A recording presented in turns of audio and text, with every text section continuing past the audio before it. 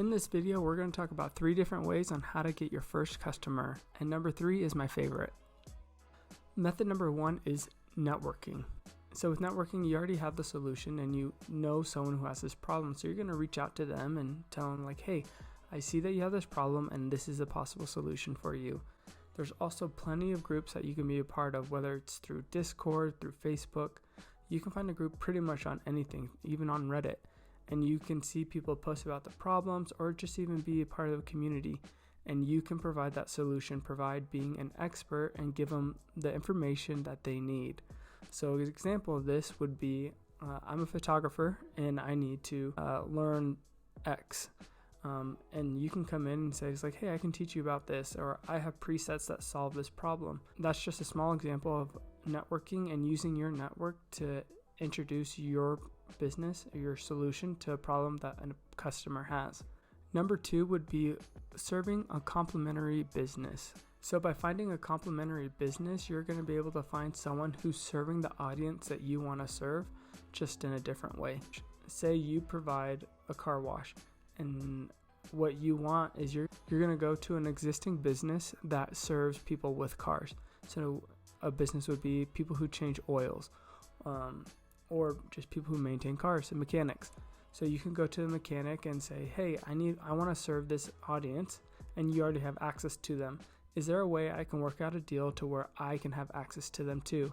Can I give you cards to give to your customers? Can I work out some sort of deal? Another example would be fitness coaches. So with a fitness coach, people who are going to these people probably also worry about what they're eating.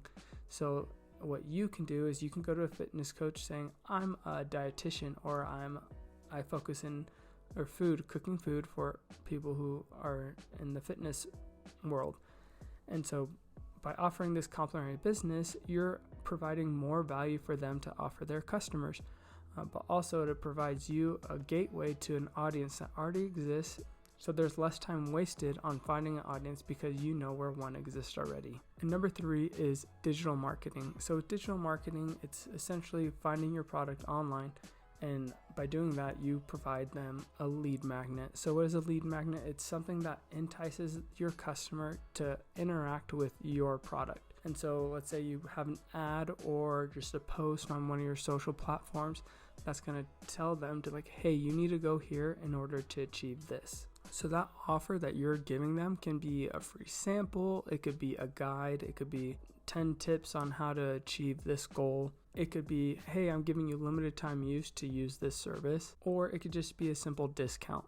This is something that's going to entice the person that you want to come to your landing page to where they can interact with your business. So once they get to that landing page, you're going to want to make sure it just screams to them like, this is the place you need to be. So by doing that, you're going to provide a killer headline. So a headline that allows them to say, once they read it, they know it's like, oh, this is me. I need to solve this, or I want to achieve that. And then you're going to have a call to action on that landing page. Typically, it's just an email. So give me your name and email so you can be part of my ecosystem, and I'll give you what you clicked on for. So you give them the offer that you told them that they were going to get.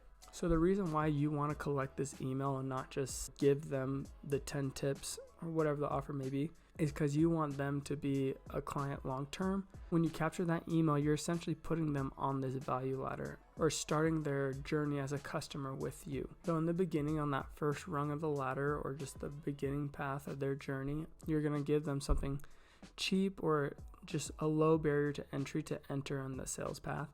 And so once they consume that, they'll see the benefit and be like, oh, I need more from this person. And then you're able to offer them another tier of products, something maybe a little more expensive that you know that would benefit them and that would help elevate them on their path or the reason why they're buying. And it keeps going higher and higher, and you're able to make more money. So with that value ladder, you're really judging the lifetime value of this customer that you have. And so how much it costs you should be lower than the lifetime value of your customer. And that's the goal, to make sure your customer acquisition cost is less than the lifetime value of your client. So these are just 3 ways that you can get your first customer, whether it's online or in person.